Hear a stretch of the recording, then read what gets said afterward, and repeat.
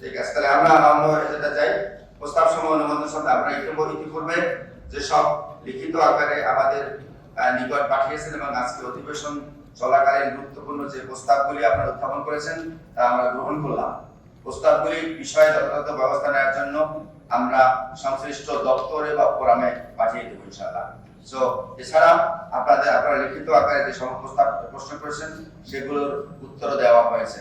আমি মাননীয় সদস্যদের বলবো আপনারা ওয়াকআউট করবেন না, আমার জায়গা থেকে আপনারা থাকুন, আমরা সবাই মিলে আমরা সংসদ সিনেট পরিচালনা করি। মাননীয় সদস্যদের আমরা যাবেন না প্লিজ।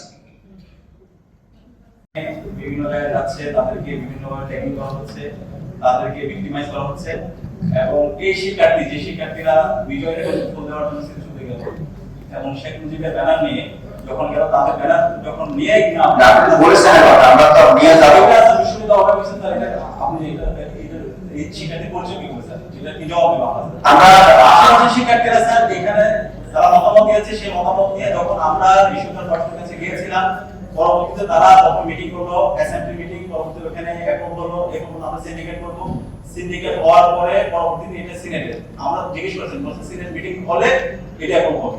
আজকে যখন সিনেটে আসলাম এখন আবার বক্স সিন্ডিকেট।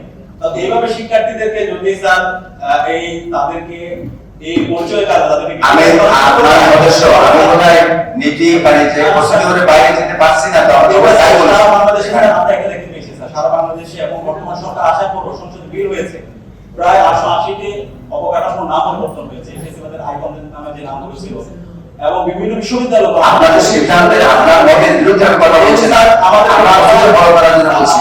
কিন্তু বারবার শিক্ষার্থীদের মতামতগুলোকে অগ্রাহ্য করা হচ্ছে এবং আমরা গণতান্ত্রিকভাবে নিয়মতান্ত্রিকভাবে বিশ্ববিদ্যালয় প্রশাসন দেওয়ার পরও তারা এতদিনও যেহেতু সিদ্ধান্ত শিক্ষার্থীদের সিদ্ধান্তকে অগ্রাহ্য করছে, সুতরাং আমরা আজকে এই সিনেটে ছাত্র সংসদের প্রতিনিধি হিসেবে আমরা এই প্রোগ্রাম থেকে আমরা ওয়াকআউট করলাম। আমরা আপনাদেরকে ধন্যবাদ স্যার।